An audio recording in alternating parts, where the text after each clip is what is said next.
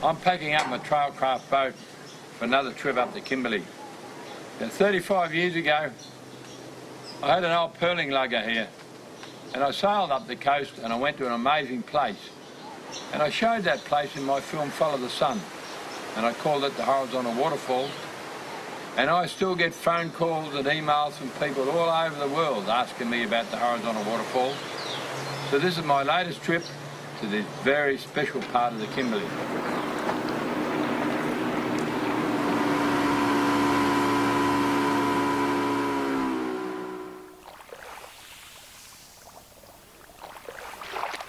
Just over here, there's some mullet that have just hit the surface feeding. Let's see if I can get one.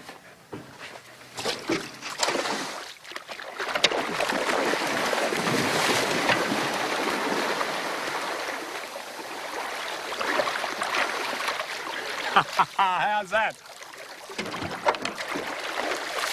Very nice mullet. I just get my hat. The best way to eat mullet like this is to light a small fire, get them straight onto the coals while they're nice and fresh. There's a few nice oysters here, so I'm going to use an old Aboriginal trick to get myself a feed. I've just collected some spinifex from the rocky country. Now, just light the spinifex. In a couple of minutes, it'll cook the oysters.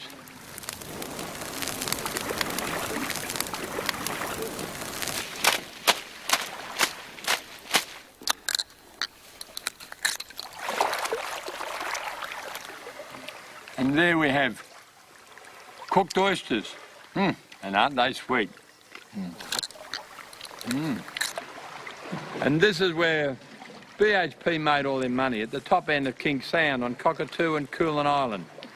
You can see here this incredibly pure iron ore. If you get 2 pieces of it, they tell me that it's so pure you could just run a weld along here and it will weld together.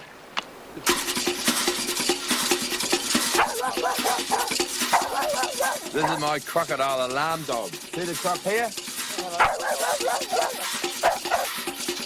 He's stuck on this high reef waiting for the tide to come in. Just have a quick cup of tea on the old Primus. Once there's enough water across this reef, straight down to the horizontal waterfall.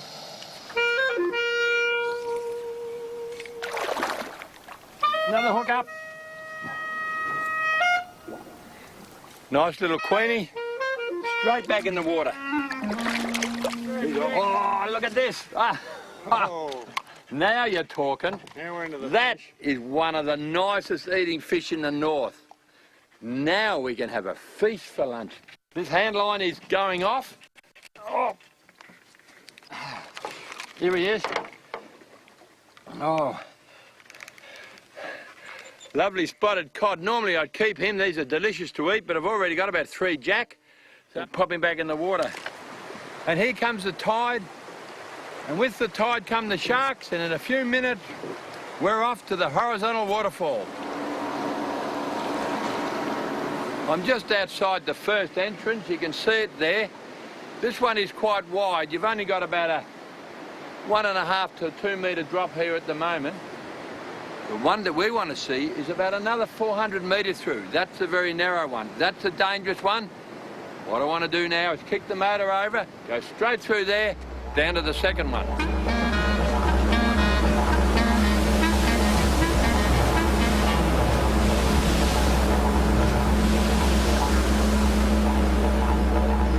Well, we tried to film coming through there, but the cameras just got smashed up, the boat spun around. This really, to me, is one of the most spectacular places in the whole of Australia. Now we've got to go down to the second one. This is early the next morning, and the tide is now coming out. I have never seen anything like this. It's still shadow in there, but there's about a 12, 14 foot, so about a 4 metre drop. The power in there is unbelievable. It's all quiet now. We're just about to drift through on the change of tide. Just have a look how flat this is. Only 3 hours ago, there's a 4 metre drop there. We're going inside now to film it from in there.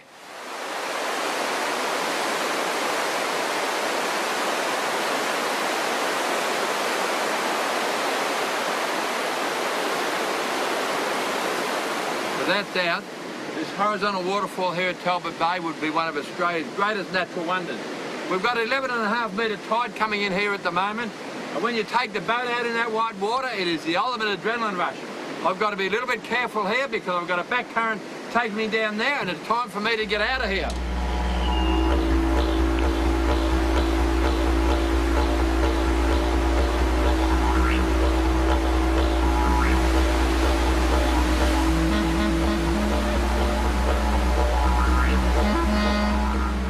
Heading back to Derby now, but on the way I've got to pick up a couple of road crocodiles.